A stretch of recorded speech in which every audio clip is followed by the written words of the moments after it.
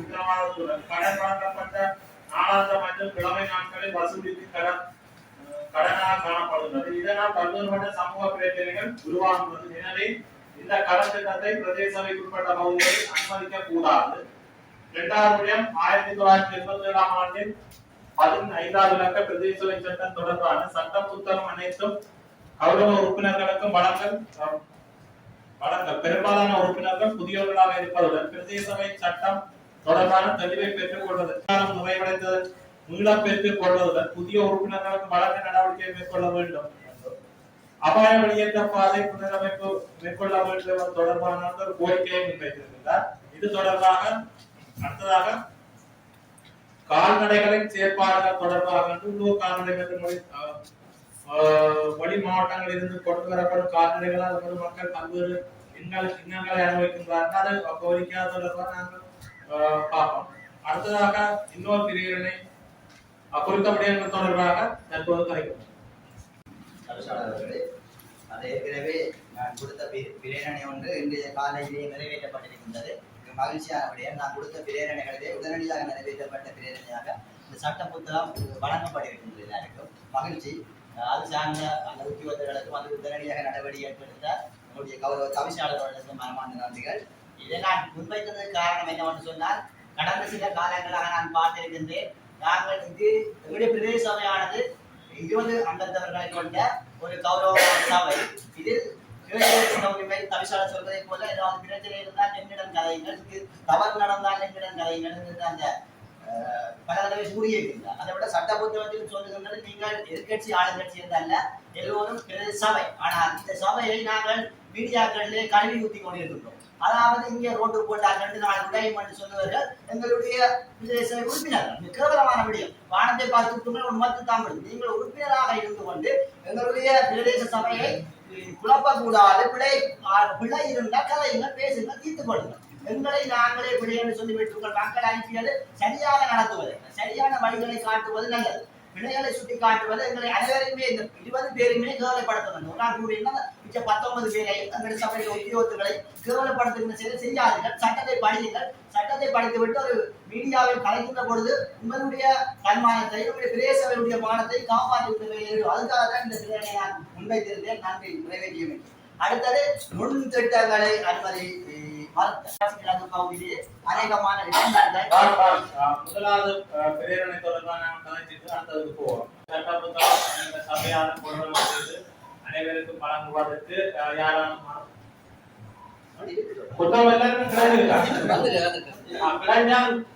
அதோட இன்னும் மேலதிகமாக நியதி சட்டங்களையும் வழங்குவதற்கு நியதி சட்டம் மாகாண சபை நாங்கள் இதை இதோட மட்டும் கூறியிருக்காமல் அதுல நியதி சட்டத்துக்கு பல விளக்கங்கள் இருக்கின்றன. மாகாண சபை நியதி சட்டம் தான் தெளிவுகளுக்கு இந்த 15ஆம் இலக்க சட்டத்திலே இல்லாத பல விடயங்கள் நியதி சட்டத்தில் பொதுவாக குறும்புனா தவிசாளத்த வாகனம் எங்க போது எங்க வருது விளக்கங்களுடன் அதுல இருக்குது. தவிசாளர் பெற்றோர் வாகனத்துக்கு கூட பாய்க்கிறார் என்ற கேள்விகள் கூட இருக்குது. பல நியதி சட்டங்கள்ல பல விளக்கங்கள் இருக்குது. நீங்க பெரியாண்டி மாகாண சபையிட்ட கூட கேட்டு அந்த சட்டங்களை பெற்றுக்கொள்கிட்டு கூட கதைக்கிறோம். அதெல்லாம் நியதி சட்டங்களை நாங்கள் எடுத்து அது வழங்கலாட்சியோட இப்ப புத்தகம் வழங்கப்பட்டிருக்கிறது. வழங்கலாட்சி நடவடிக்கை செய்யும். குறிப்பாக வடமராட்சி கிழக்கு பகுதியில் அநேகமான குடும்பங்கள் வறுமையாலே பாதிக்கப்பட்டிருக்கின்றார்கள். அண்மை காலங்களில் அவதானித்திருப்பீர்கள், இளைஞர்கள் தற்கொலை செய்து கொள்கின்றார்கள். குடும்ப தலைவர்கள் வறுமையினாலே தற்கொலை செய்து கொள்கின்றார்கள். அதற்கு ஆராய்ந்து பார்ப்பீர்கள் என்றால் இந்த முன்கடன்களுடைய மன அழுத்தத்தால் தற்கொலைக்கு முயலுகின்றார். உண்மையிலேயே அந்த வீடுகளுக்கு சென்று கவர்ச்சிகரமாக உரையாடி அவர்களை குழுக்களாக உருவாக்கி கிழமை வாரத்தில் கட்டுவதாகவும் நாளாந்தம் கட்டுவதாகவும் பணத்தை முன்னுக்கு கொடுத்து விட்டு அங்கே தங்கி இருந்து இராவு கூடி தங்கி இருக்கின்றார்கள். பணம் கொடுத்த வரைக்கும் நான் விட்டுட்டு பொழியாக போக மாட்டேன்னு சொல்லி அந்த வீட்டிலேயே தங்கி இருக்கின்றார்கள். குழுவில் இருக்கின்ற இருவர் கட்டி ஒருவர் கட்டவில்லை என்றால் அந்த இருவரும் பணம் வேண்ட மாட்டால் ஒருவரை கொண்டு அனுப்பிப்பார். மிகவும் ஒரு மக்களுடைய சீரழிவுக்கு காரணமாக இருக்கின்றது. வறுமையை அவர்கள் சாதகமாக கொண்டு சில நுண் நிறுவனங்கள் உழைப்பை மக்களுடைய கஷ்டத்தை உழைப்பாக மாற்றுகின்றனர். எனவே இந்த இதுக்குரிய அனுமதி எப்படி வழங்க அனுமதி மறுக்கப்படுகின்ற பொழுது மக்கள் வேறு பல இலவகரமான வட்டி வீதங்கள் குறைந்த நிதிகளை அதுக்குரிய வழிகளை வழிகாட்டி விடலாம். அது சாதகமாக இருக்கும். எனவே பல உத்தரவாதங்களோடு வழங்கப்படுகின்ற நுண்கலை திட்டங்கள் எங்களுடைய பழமையான கிராமங்கள் திட்டங்கள் நிறுத்தப்பட வேண்டும் என்பது ஒரு பாலியல் பிரச்சனை. ஒருவர் வறுமையிலே தன்னுடைய வாழ்வாதாரத்தை அல்லது அவசர நிலை காசை பெற்றுக்கொள்ள வேண்டும் என்று அவசரத்துக்கு வழங்குகின்ற ஒரு செயற்பாடாக உடனடியாக இனவாத கிடைக்கக்கூடிய ஒரு செயற்பாட்டை அவர்கள் ஏற்படுத்தி கொடுக்கிறார். ஆனா அவர்கள் வாழ்வாதாரத்தை போக்கணும், வாழ்வாதாரத்தை சரியாக கொண்டோடும், வறுமையை நீக்கணும் என்ற அடிப்படையில் இலவா கிடைக்கிற என்ற அடிப்படையில் அவர்களை பெற்றுக்கொள்ளும் போது அந்த வறுமை நீ மேலும் வறுமைக்கு சென்றான். அந்த நுண்கடன்ல இருக்கிற பிரச்சனை அவருடைய வறுமையை போக்குவதாக இல்லை, அவருடைய உயிரை எடுத்துன்ற ஒரு செயற்பாட்டுக்கு போச்சு. கடந்த காலங்களிலே பலருடைய உயிர் இவ்வாறு நுண்கடன் பெற்றதால இலங்கை கூடாகவும் பொதுவாக வடகிழக்கிலே அதிக அளவிலான உயிர்கள் எங்களுடைய தாய்மார்கள்லாம் பொதுவாக தாய் பெண்கள் கூடுதலாக பெண்தலைமைத்துவ குடும்பங்களாகவும் பொதுவாக யுத்தத்திலே கணவனை இழந்து பல்வேறுபட்ட இன்னொரு தன்மையில காணப்படும் அந்த பெண்கள்லாம் அதிக அளவிலே அதில் ஈர்க்கப்படுகிறாங்க. அவர்கள் இறக்கின்ற தன்மை காணப்படுகிறது. பொதுவாக இந்த நுண்கடன் அந்த நிறுவனங்கள் அந்த யுத்தத்துக்கு பிற்பாடு ஒரு நோய்வாய்ப்பட்ட சமூகம் என்று சொல்வார்கள். பல்வேறு விதமாக பல துன்பகரமான சம்பவங்கள் உட்பட்டிருக்கின்ற அந்த மக்களை நோக்கி வருவார். அது நியதி, அது உலக வரலாற்றிலேயும் அது அபார செயல்பாடுதான் செய்வார். நாங்கள் பல இலக்கிய காலங்களில் பார்த்தா கூட தெரியும்.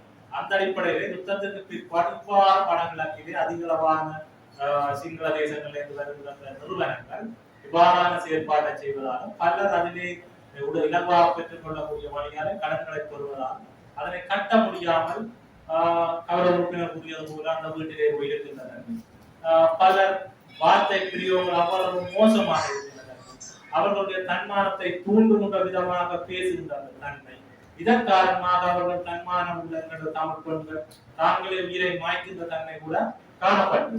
அந்த அடிப்படையிலே உண்மையின்படி இந்த எங்களுடைய மத்திய அரசாங்கம் மத்திய வங்கியுடைய சட்ட திட்டங்களுக்கு அவருடைய பதிவு செய்யப்பட்டு இயங்குகின்ற பல்வேறு வங்கிகள் இருக்கின்றன. அவர்களுடன் கடனை ஒரு சில மாதங்கள் சென்றாலும் பெற்றுக் கொள்ளலாம். ஆனால் இவர்கள் அந்த அங்க விதிக்கப்படுகிற பல காரணங்களால இலகுவாக்குறோம் அடிப்படையில் பெற்றுதான் இவ்வாறான துன்பகரமான சம்பவங்களை எதிர்நோக்குகின்றன. அந்த அடிப்படையிலே இந்த கௌரவ உறுப்பினர்களால் கொண்டு வரப்பட்ட பிரேரணை உண்மையா வரவேற்கத்தக்க விடயம். நாங்கள் எங்களுடைய கௌரவ உறுப்பினர்களும் இவ்வாறு நுண்கடன் கருதுகின்ற போது அவர்களுக்கு அந்த குடும்பங்களுக்கு உங்கள் பிரதேசங்களில் நிதியை பெறுவதற்குரிய வேறு வழிகள் இருக்கின்றன. அங்கீகரிக்கப்பட்ட வங்கிகளுக்கு அவர்களை வழிபடுத்த முடியும். அந்த அடிப்படையில் இந்த நுண்கடன் என்கிற திட்டத்தை எங்களுடைய சபை ஏரியாவுக்குள்ளே முற்றுமுழுதாக தடை செய்ய வேண்டும் என்று நாங்கள் இந்த சபையிலே ஒரு தீர்மானம் கொண்டு வரும் பட்சத்திலே அதனை நாங்கள் தீர்மானமாக நிறைவேற்றி தடுக்கக்கூடிய ஒரு செயற்பாட்டை செய்ய வேண்டும். இதோட இந்த நுண்கடன் திட்டத்தை பற்றி நீங்க கதைத்திருந்தீர்கள், உண்மையிலே வரவேற்கத்தக்கதுதான். ஆனால் மத்திய வங்கி அப்ரூவல் கொடுத்துட்டான நுண்கடன் திட்டத்தை மக்களுக்கு அவங்க சேவை செய்யறாங்க. ஆனால் வறுமைப்பட்ட மக்களுக்கு அந்த நுண்கடன் திட்டம் உண்மையிலேயே எவ்வளவு விதமான விதத்திலே பிரயோசனப்படுகிறது என்பதை நீங்க இந்த கட்டத்துல புரிஞ்சு கொள்ளணும். என்னன்னு சொன்னா உண்மையிலே ஒரு வறுமைப்பட்ட ஒரு கிராமத்துல வசிக்கிற ஒரு மகன், ஒரு மனிதன், ஒரு அக்கம் பக்கத்துல இருக்கிற ஒரு மனிதனிடம் ஒரு 1000 ரூபாய் கூட மாற முடியாத நிர்பந்தத்துக்கு அவன் இந்த நுண்கடனை அந்த நிதி வங்கிகள் அவர்களோட கதைக்கு அடுத்த நாளே அந்த காசை கொடுக்கிறார். அப்ப அதன் மூலம் அவர்கள் கொடுப்பது நீ ஒரு சுய தொழிலை செய்து அதன் மூலம் ஒரு பெரிய ஒரு நிலைக்கு வர வேண்டும் என்பதற்காக அவர்கள் நுண்கடன் திட்டத்தை கொடுக்கிறார்கள். அந்த சுய தொழில் மூலமாக வருகிற லாபத்திலிருந்து அந்த கடனினை நீ கிழமைக்கு கிழமை கட்ட வேண்டும் என்பதற்காகத்தான் அவர்கள் நுண்கடன் திட்டத்தை கொடுக்கிறார்கள். ஒழிய இங்கே அவர்கள் கொலை குற்றம் செய்ய வேண்டும் என்பதற்காக இந்த நுண்கடன் திட்டம் கொடுக்கவில்லை என்பதை நீங்க புரிந்து கொள்ள வேண்டும். நுண்கடன் திட்டத்தினால் இன்று எத்தனை மக்கள் பிரயோசனப்பட்டிருக்கிறார்கள், எத்தனை பிள்ளைகளுக்கு சீதனம் கொடுத்திருக்கிறார்கள், எத்தனை பிள்ளைகளை நாங்கள் உண்மையிலேயே நான் 2014 இருந்து நுண்கடன் பெற்றிருக்கிறேன். நுண்கடன் பெற்றுத்தான் நாங்கள் எந்தெந்த வறுமைகளை போக்கியிருக்கிறோம். ஆனால் அந்த நுண்கடன் மூலமாக நாங்கள் ஒரு தரமான ஒரு தொழிலை செய்திருந்தால் ஏன் நாங்கள் சாக வேண்டிய ஒரு நிலைமைக்கு வர வேண்டும்? நீங்களே சொல்லுங்க. ஆனால் உண்மையிலேயே அவர்கள் அந்த நுண்கடன் திட்டத்தின் மூலமாக கடனை பெற்று தாங்கள் சுகமுக வாழ்க்கையை வாழ்ந்து கொண்டு அவங்க அந்த தருணத்திலே லோன் கட்ட வரும்பொழுது கட்டாமல் விட்டால் அந்த பொறுப்புல இருக்கிறவன் தன்னுடைய கடனை பெற்றுக் கொள்வதற்கு தான் தயாராக இருப்பார். ஆனால் இந்த நுண்கடன் திட்டம் என்பது நாங்கள் வறுமைப்பட்ட மக்களுக்காக அவன் சுயதொழில் செய்யுங்கள் என்றுதான் கொடுக்கிறான். ஆனால் எங்களை அரசாங்க வங்கி மூலம் நாங்கள் ஒரு கடனை பெற வேண்டும் என்று போனால் அந்த அரசாங்க வங்கி எங்களுக்கு எத்தனை இது டாக்குமெண்ட்ஸ் கொண்டு வந்து கேட்கிறாங்க தெரியுமா? நாங்கள் லோன் எடுக்க முடிகிறதா? நாங்கள் விவசாயம் செய்கிறோம். ஆனால் விவசாயம் செய்து விவசாயம் லோன் கொடுக்கிறார்கள் என்று கமர்ஷியல் பேங்க்ல போய் நின்று லோன் தரணும் என்று சொல்லி உடனே ஐசிய பார்த்து போன தரணும். நாங்க நிரப்பி கொடுத்தா சொல்லினோம் உங்களுக்கு நாங்கள் லோன் தரையாது. ஏனென்றால் நாங்கள் இன்னொருவருக்கு புட வைத்ததால உங்களுக்கு லோன் தர முடியாது. அவர்கள் புட வைத்தவர்கள் காசு கட்டவில்லை. இப்படியான சந்தர்ப்பங்களில அரசாங்க பேங்க் நிறைய ரூல்ஸ்களை கொண்டு வந்து மக்களை திணிக்கிறார்கள்.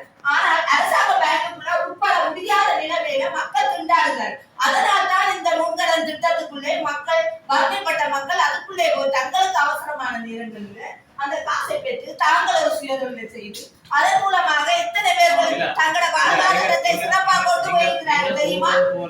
எத்தனை வாழ்வாதாரத்தை சிறப்பாக கொண்டு போயிருக்கிறார்கள் உங்களுக்கு நான் காட்டி தரவா? மக்கள் இலவாத அடிப்படையில தான் போயிடும். அதுல பல்வேறுபட்ட சில முன்கடன்கள் மத்திய வங்கியின் அனுமதி இல்லாமல் முன்கடன் என்று சொல்லி அனுமதி பெற்றதாக கூட கடந்த காலத்துல பல மோசடிகள் நடந்தது. அந்த பிரைவேட் வியாபாரங்கள் எல்லாம் அந்த முன்கடன் ஏற்பாடுகள் பல மோசடிகள் நடந்து பலர் உயிரிழந்திருக்கிறார்கள். ஆனால் பிறகு அவர்கள் முன்கடன் இயங்குவார்கள், கையை விட்டு போடுவார். எந்த அனுமதியும் இல்லாமல் சிலர் இயங்குகிறார்கள். என்ன சொல்ல வாரன்னா அந்த அரசாங்கம் அவங்களுக்கு நிறைய ஆவணங்களை நிறைய வேண்டும். அரசாங்கம் இப்ப அரசாங்கம் அரசாங்கம் நீங்களா மறுமொழிக்க போறது எல்லா படங்களையும் தெரியுது. இந்த அரசாங்கத்துக்கு நீங்களே அரசாங்கத்தை புரியுது. முதலாவது நீங்க இந்த காட்சி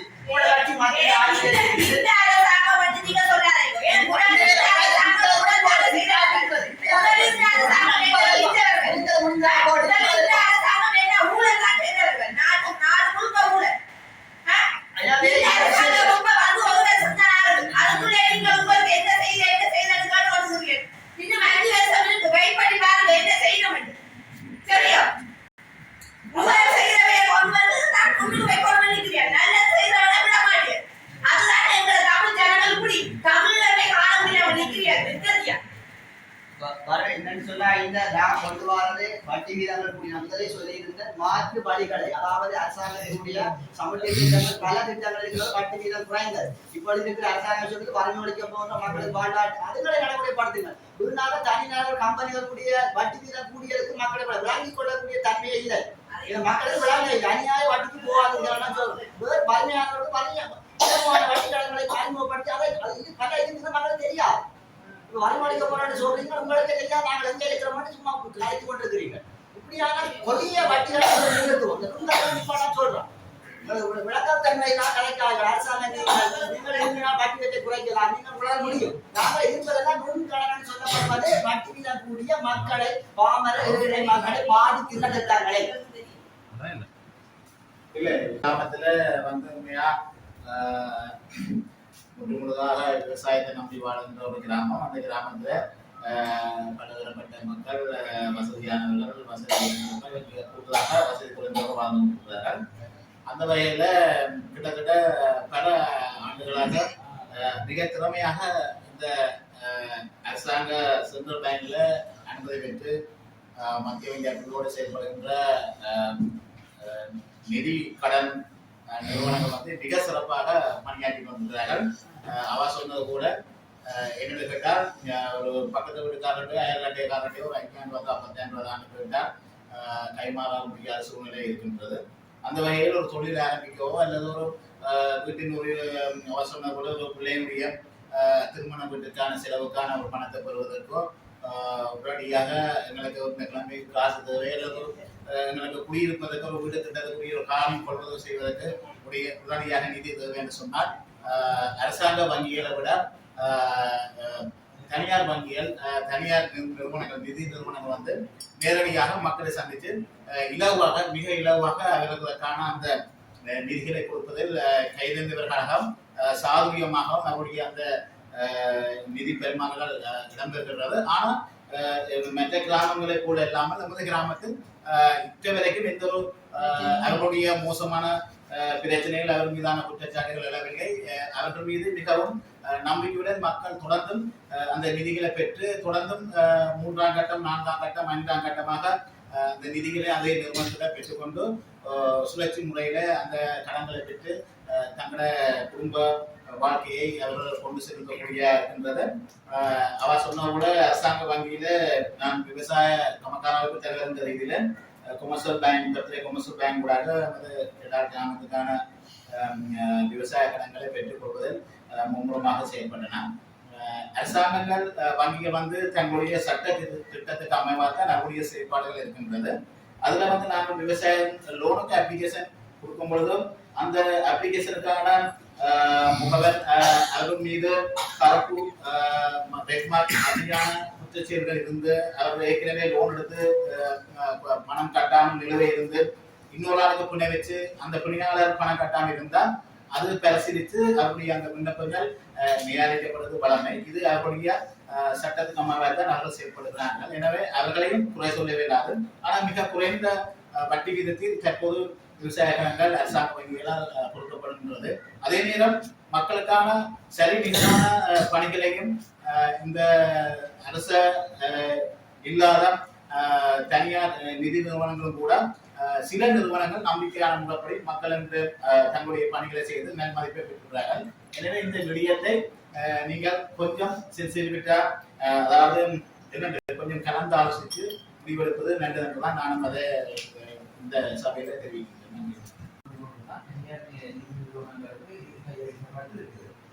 தனியார் நிதி நிறுவனங்களுடைய செயல்பாடுகள் கிராமப்புறங்கள்ல போய் வீடுகளா போய் அவர்களுடைய கஷ்டங்கள்ல 3 பேர் குழுக்களாக சேர்ந்து லோன்கள் எடுக்கணும். அந்த லோனூடாக சில பேர் முன்னேற்றகரமாக அடைஞ்சிருக்கணும். தங்களுடைய வாழ்வாதாரத்தை இருக்கக்கூடிய தொழில்துறைகள்ல ஈடுபட்டு இருக்கணும். அப்படி சில விடயங்கள் நடந்திருக்கு.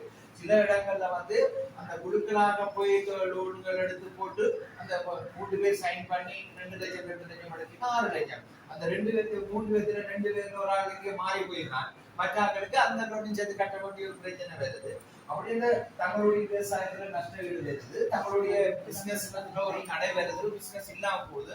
அந்த இடத்துல மனவிரக்தி அடைஞ்சு தங்களுக்குள்ள தாங்கள் எடுக்கிற முடிவுகளுக்கு நிதி நிறுவனம் அது எடுக்க முடியாது. ஏன்னு கேட்டா அவங்க ஏற்கனவே அவங்க சாமான்கள் ஒரு பினான்சியல் ஒப்பந்தம் அதுல இருக்கிற டாக்குமெண்ட்ஸ் நாங்க வாசித்து பார்த்துதான் கௌரவ உறுப்பினர்களை நாங்க கையெழுத்து விடுகிறோம். அப்படி இந்த நிதி நிறுவனம் இன்றைக்கு அந்த இது 76 வருட காலமாக இந்த நாட்டுக்கு அரசியல் அமைப்பை மத்திய வங்கியின் முறையான அனுமதி பெற்று அதான் சொல்றது முறையான அனுமதி பெற்று நிதி நிறுவனம் இயங்குகிறது. சில முன்கடன் நிதி நிறுவனங்கள் பெற்றதாக இயங்குகின்ற நிதி நிறுவனங்கள் கடந்த காலங்களிலே காணப்படும் இனங்கள் மத்திய வங்கியில் அனுமதி பெற்று வார சில நிதி நிறுவனங்கள் அவர்களுக்கு ஒரு குறிப்பிட்ட வரி வீதம் வித்தியாசம். அவர்கள் விதிக்கப்பட்ட அந்த வரிக்கும் அனுமதி பெறப்படாமல் வார நிதி நிறுவனங்களுக்கு வரிக்கும் வித்தியாசம் இல்லை. இப்ப நாங்கள் சொல்ல வார விஷயம் அனுமதி பெறப்படாமல் நுண்கடன் அதாவது வழங்குகின்ற இந்த நிதி நிறுவனங்களின் செயற்பாடு எங்களை பகுதியில் முற்றுமுழுதாக நாங்கள் தடுக்கப்பட வேண்டும். ஒரு முறையான அனுமதி பெற்று அவர்கள் மத்திய வங்கி அனுமதி வழங்குவதாக இருந்தால் அவர்கள் ஏதோ ஒரு காரணத்தால சில வட்டி விதங்களுக்கு அமைய வழங்கி இருக்கு. அந்த அடிப்படையில நாங்கள் கடிதத்து வித்தியாசத்தை காணலாம். நீங்க பார்த்தா சிங்கள சில பெரும்பான்மை சமூகத்தை சேர்ந்தவர்கள் இந்த நிதி நிறுவனங்களை நடத்துவதற்கு காணப்படுகிறது. முகநூல்ல பார்த்தா கூட தெரியும், நியூஸ்ல பார்த்தா தெரியும். அவர்கள் அனுமதி பெற்றதாக அட்டையை காட்டுவார், அனுமதி பத்திரம் இருப்பதா. ஆனா நாங்கள் பார்த்த உடனே மத்திய வங்கி அனுமதி, ஆனால் அது ஒரு சிறிது காலத்துக்கு அந்த நிறுவனமே இல்லாதவங்க காணப்படும். உங்களுக்கு ஒரு நிலையத்தை காட்டுவார்கள், இதுதான் அந்த நுண்கடன் நிலையத்தினுடைய பிரதான அலுவலகம் என்று காட்டுவார். ஆனா நீங்க போய் பார்க்கும்போது அந்த அலுவலகம் இருக்கு. ஆனா நீங்க புறா போய் பார்க்கக்கூடிய அலுவலகத்துல அப்படி நடந்ததாக இருக்காது. ஆனா தங்களுடைய அந்த வெப்சைட் அந்த பக்கங்கள்ல போடுவாங்க. அதை பார்த்துட்டு நாங்கள் ஓகே இது இப்படி ஒரு இடத்துல இருக்குது என்று விமானங்களை காணப்படும். படித்தவர்கள் கூட பல இப்ப நாங்கள் இந்த விடயங்கள்ல எங்கள்கிட்ட மத்திய வங்கியின் அனுமதி முறையான அனுமதி இருக்கின்ற நிறுவனங்களை தவிர ஏனைய நுண்கடன் திட்டங்களை அனுமதிப்பதில்லை. அனுமதி இல்லாத ஆனா மத்திய வங்கியின் நுண்கடன் அனுமதி பெற்றாலும் அவர்கள் மக்களை பாதிக்கும் வகையிலே தங்களுடைய அந்த கலெக்ஷன் அதாவது செய்கின்ற செயற்பாடு இருக்குமாக இருந்தால்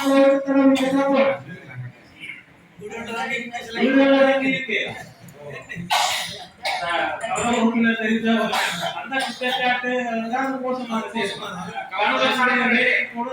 தங்கியிருந்தா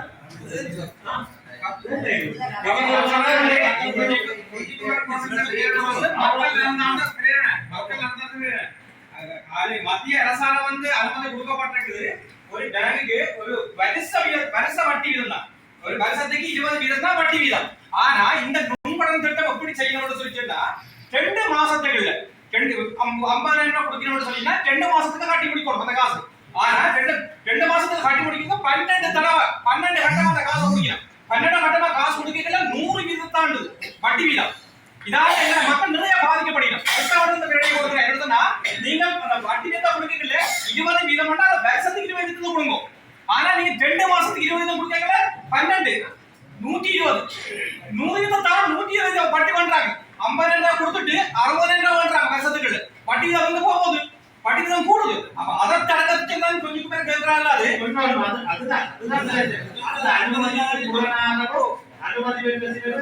அனுமதியா பெற்றுட்டு இப்படித்தான் கொடுக்கணும். சூட்சியமான முறையில வட்டியா பாக்கி இதை முதல் நீங்க கண்டுபிடிச்சு இதுக்குரிய நடவடிக்கை தான் இருக்கு. உறுப்பினர்களே மக்கள் அந்த இந்த இதுக்கெல்லாம் கடந்துட்டதுல போயிடம் என்றோம்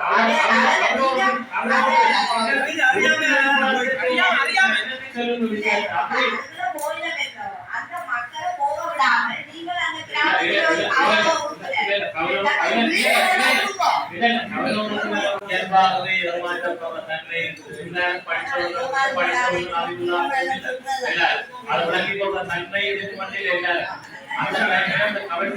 பேச்சுக்கு மக்கள் தங்களுக்கு வறுமை எதுவுமே இல்லாத வாழ்க்கையில் போயிடும் அந்த உணர்ந்த அந்த அடிப்படையில் கௌரவர்களால் கொண்டு வரப்பட்ட பிரேரணை உண்மையான முறையான அனுமதிக்கு அமைய முறையான செயற்பாடு முறையான செயற்படாததும் அனுமதி பெறப்படாத உண்கடன் இந்த திட்டத்தை எங்களை சபையில் அனுமதிப்பதில்லை என்று சொல்லி நாங்கள் தீர்மானம்